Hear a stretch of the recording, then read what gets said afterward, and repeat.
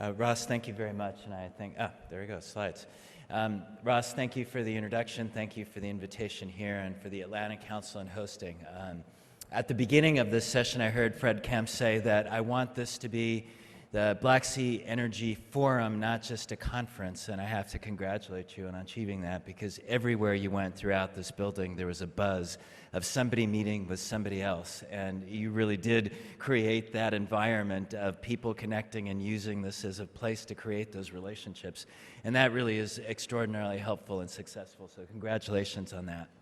A pleasure to be here with Philip Lowe, and you know, Philip is an extremely humble man, even though he is now the sixth most influential person in the UK on European Union policy. Jokingly, there's a magazine that named him that the other day, only behind Cathy Ashton, but ahead of the Prime Minister. There you go. One of the things that this man has done is he has been fundamental to transforming the nature of the gas market in Europe. And so, just like Turkmenbashi has his own statue in Ashgabat, somewhere there will be an ethereal gas statue to you erected somewhere, but quite an accomplishment that you made. And Leonardo Belloli and E&I, your sponsorship for this session is very much appreciated. Certainly, you've been a leader in Europe throughout the world on energy policies. We're going to be fascinated to talk about South Stream and see where it goes, and there you are going to be a leader again. And we'll see what that leadership actually means in terms of what kind of a project it produces. I wanted to touch on a couple of themes that have been talked about over the past few days, maybe give you a little bit of sense of where the United States stands on these questions, maybe highlight a couple of issues that will play themselves out into the future. And let me start out by focusing on this slide. One of the things that we all want to achieve is stability of supply in markets. And what you see played out here on the top line is an estimate of what global production will be through 2035. Above that, you see a small line that says capacity, or really reflects spare capacity. The point of that small line, that small delta, is that this is the amount that countries can produce in a period of 30 days and sustain for 90 days in the case of an emergency. And the reason that that is so important is that it basically tells the marketplace that if you've got a problem in an inelastic market, that you have a capacity to respond and avoid inelastic demand clashing with inelastic supply and suddenly have an explosion in price. And so in the end, if we want to have stability in the market, you have to be able to ensure that you can fill up that entire supply curve and that you have the ability to maintain spare capacity. What's the spare capacity in the world today? Maybe about 2.5 million barrels a day. And most of that is in one country, Saudi Arabia. So what happened when we lost 1.5 million barrels a day of that in Libya? Well, the price of oil went from the 80s to about $130 a barrel. And so small changes can have a huge impact. And the point of this is that if we want stability in global markets, this is not a one-country solution. You got to fill in this whole curve. And so start from the bottom, working with the Middle East. Go to the Americas and the new position the Americas have been in. Go to Russia. Go to Brazil as a major new supplier. Go to dozens of other countries that are represented on this curve. My point here is that if we want global stability in markets, we have to be able to work across that entire curve with all of those countries to create the environment for stable supply and growth. And so earlier today, when somebody asked Fadi Birol, well, as a result of the change in U.S. production profile, does the United States care about the Middle East? Are we going to stay involved? You bet. You bet. Because what is the alternative? If we cannot maintain peace and stability in the Middle East, if we can't maintain stability and peace and safe transit routes, the impacts of that will reverberate globally and have an impact on global prices and global economic growth. And it will affect us in the United States. And so we have to sustain this interest. Do we want to be able to work on this with other countries? Of course we do. But we are not going to be backing off of the global market. We're not going to be backing off of the Middle East or as the security of transport lanes, because they are fundamental to our own national security. Now, what has the United States been doing? Fatih laid out many of these issues, but let me just touch on a couple of things. We've talked about the importance of energy efficiency, reduction of energy intensity. So look on the chart on my right on consumption, going up for a period of time, but then decreasing and staying flat, a trend that you generally see in the OECD. Part of the equation has to be, how do we keep that consumption curve flat or going in the other direction? The other piece that you see below it in the colors are the supply side of the curve. And the phenomenal thing that we have had is the revolution in technology in the United States through ingenuity and entrepreneurship that has resulted in increases of production. We've had a lot of attention to the production of shale gas, but shale oil has made a revolution in the U.S. marketplace, with the production increasing about 700,000 barrels a day in the state of North Dakota. And North Dakota has become the #2 producer of oil in the United States after Texas. For anybody who follows the oil industry, it's a bit of a shock. It is a massive revolution which has been going on. And what has the impact been? Well, it's what you see in the right, where imports of oil have gone from about 60% in the United States to about 41% this year, and estimated to go down to about 39% next year. Iran. How can you come to this part of the world and not spend at least a couple of moments on Iran, especially after the United States and the EU have been so actively engaged in the imposition of sanctions? It is not something that we want to do. We have done it for a specific purpose, which is to seek Iran's compliance with international demands about transparency on its nuclear program. I think this is a country where one doesn't have to give much of a lecture about what the dangers of a nuclear Iran would actually be. At the beginning of the year, we saw in January that the world market in oil was about almost 89 million barrels a day. What's happened over that period of time? Certainly, oil from Iran has been taken off of the market because of the cooperation of numerous countries, a complete ban of imports from the European Union, reductions in Japan, South Korea, China, India, South Africa, Taiwan, Turkey, India, I think I've mentioned.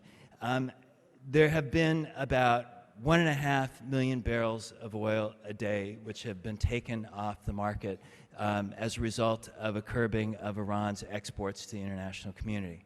So why haven't we had a radical increase in prices? And the reason for that, part of that has been the other side of the curve. Increases in the United States. A year ago, year and a half ago, we were in a situation where Libya was going from 1.5 million barrels a day to 0. It has gone completely the opposite way around, and since the end of that last year, going from about 700,000 barrels a day back to about 1.5 million barrels a day, and then Iraq. Saudi Arabia has played a critical role at sustaining production at a very high level of about 10 million barrels, but let me spend a couple of minutes here on the Iraq story. At the end of 2011, production in Iraq was about 2.7 million barrels a day. About 2.1 million barrels a day of that was, 1.7 million barrels a day of that were exports from the south. Exports were at the maximum capacity, utilizing all of the infrastructure that existed. There was about 400,000 barrels a day coming out of the north, about 600,000 barrels a day in domestic production. Today we have, on a consistent basis, production of about 3.4 million barrels a day. There have been extraordinary steps that have been taken in the south. Some of it has been lashed up together, trying to get the most out of existing infrastructure. There's a new 48-inch pipeline that's been built. The old pipelines have been patched up. An old pump that used to push out oil into Saudi Arabia has reversed and has been rehabilitated. There have been workarounds at the Al Fal terminal into the south. There have been new single-point mooring mechanisms that have been put in place. The reason I'm saying this is that for all of the stories that people have heard about the difficulties in Iraq and the problems that have occurred, there has still been a consistent process of moving forward and achieving an infrastructure framework that has allowed Iraq to significantly increase its imports and create a foundation where it can credibly continue to build upon that for additional exports out of the South. The other piece of this that's important to focus on is on the KRG. Production there has been at times zero because of political disputes between the North and the South. It has increased to almost 200,000 barrels a day again. We think that it could easily be at 200 to 250,000 barrels by the end of the year. My friend, Minister of Natural Resources, Ashti Hirami, you heard him yesterday, talked about the potential that they have to go to 400,000 barrels a day next year, potentially. The possibilities here, if Erbil and Baghdad can work together on developing Iraq's hydrocarbon resources, are absolutely phenomenal. The riches that exist to the south of Turkey, the riches that exist in Iraq in oil and gas are phenomenal. And to the extent to which all parts of Iraq can work together on developing them for the benefit of the Iraqi people and for the benefit of the global marketplace, will also have a huge beneficial impact on stability in the region.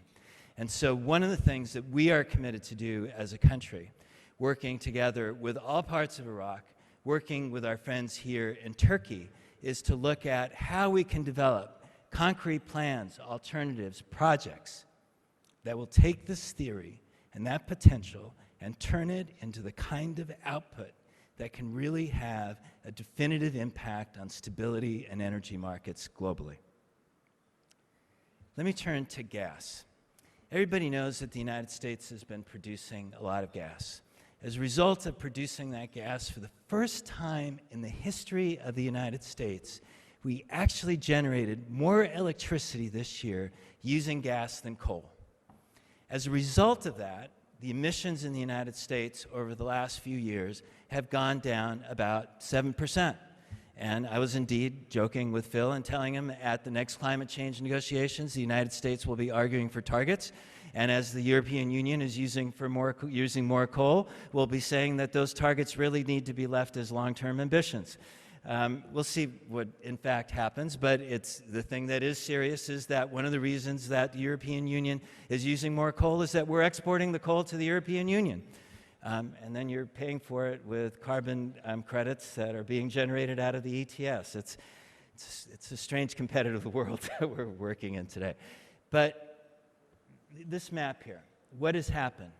As a result of gas production in the United States, as a result that the United States has not yet been in a position to complete the necessary review that allows us to make a determination on whether we can export gas, we have had a tremendous amount of gas internally within the country. And as a result of that, the price of gas in the United States right now is about $3.50. In Europe, it's been about $9.70 in the UK, in Spain, $10.50, in Belgium, around the same rate. You can see that in South Asia, it's been about $11. In East Asia, it's come down recently. It was up higher at about $15. Will this map stay the same? And here's one piece that I find fascinating. If you look at this chart, which represents global gas trade. Yes, trade in pipeline gas is increasing, but faster than that has been trade in LNG. And as a result of that, more and more gas is being exchanged around the world and having an impact on prices. So what's a practical example of that? Let me turn to the European sphere. The red dots that you see there are existing LNG terminals in Europe. The red lines are exporters that are sending LNG into Europe. The green lines are pipeline gas. About a decade ago, the amount of LNG that was imported and used in Europe was, I think, somewhere on the order of 30 billion cubic meters. Last year, it was about 90 out of a market on the scale of 500 billion cubic meters. The amount of gas that Russia is sending in by pipeline has been somewhere between 120 and 140 billion cubic meters. If some of you have been following the Southern Corridor arguments and the political issues that have risen with Russia over the Southern Corridor, over what will be in the first phase 16 billion cubic meters, wow, what a phenomenon. 60 billion cubic meters of an increase in LNG imports into Europe, which have fundamentally changed the profile of competition for gas with Europe, combined with what the European Commission has been doing in changing the regulatory requirements, changing the destination clauses on contracts, building interconnectors that allow gas to be sold across countries for pipelines to be reversed. And so what has occurred as a result of this? 18 out of the 20 major Western European utilities have, in the past 2 years, renegotiated their contracts with Gazprom to lower their price and extend the financing terms. For those of you who have followed the former Soviet Union, what has happened in Russia, have thought about Gazprom and what it represented to Russia as this geopolitical monolith. This is stunning. It is stunning if we can think of a world where, imagine this now, with the changes in EU regulatory policy, that Ukraine can import LNG taken at the coast at an LNG terminal in France, and that could be swapped with purchases by France of Russian gas that could be left off in Ukraine and traded between the two. That is a radical difference in the way that this market works. And so when Phil talks about the importance of interconnected and transparent, this is a fundamental change in the way the European gas market is going to work. It's still at a nation stage. Not every country has benefited, but if you ask the question today, is Europe more energy secure than it was 10 years ago? Absolutely, absolutely. So let me close with this. And I close with it because of the focus on Turkey.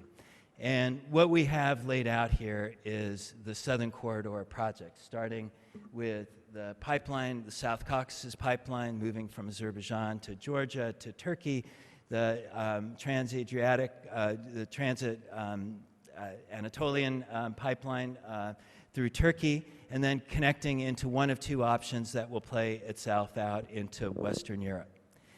Here's a drama that's going to unfold. I saw Dan Yergin the other day, and I said, Dan, you know, we're setting this up. You've got another book that's coming here on what's going to happen in the European sphere. So we had a final investment decision that Leonardo told us about that was announced on South Stream just the other day. We'll see how much that results in actual production, what the timelines are on that. It's an expensive project. It's a technically challenging project. Obviously, with Eni right in the middle of it, we have complete technical capacity to assure that it's accomplished. But this is a phenomenally big project looking at a market that has already been compressed, that already has adequate pipeline capacity to supply it, where LNG competition is increasing, where supplies out of Algeria and Libya have already increased. And so how is South Stream going to play into this kind of environment? We have on top of that an antitrust case on Gazprom. How will that play out? We have on top of that gas supplies out of the Eastern Mediterranean, which are going to come into the market. Norway has had its largest gas finds since 1942. There is the possibility of a whole other sources of gas coming onto international markets, whether the United States will come onto that market, huge supplies coming out of Australia, great finds out of Mozambique. And so what is this world going to look like? And what about when we add the gas supplies that could potentially come out of Iraq if we can begin to work together in a way that creates greater political stability and greater capacity to use those supplies for electricity generation in Iraq so that they feel that they can actually export that out? Well, where's that going to play itself out? Where's this drama going to play itself out? Right here in Turkey, because all of those pieces are meeting at this very point where the impact of South Stream, the Eastern Mediterranean, Iraq, Russian gas, even Turkmenistan are going to have an impact on what the future of gas markets and what competitiveness looks like in this country and what kind of a framework it creates for the future. And I think if there's one lesson that we have learned over the past 10 years, is that when you have competitive markets, when you have the ability to trade, when you have the ability to maintain transparency in those markets, then all of the players are better off. And so if there's one lesson that we're going to be committed to, is to continue to work with all of the actors in the region to try to ensure that that kind of competitive, transparent, and interconnected environment, as Phil laid out, is one we can achieve. Thanks very much.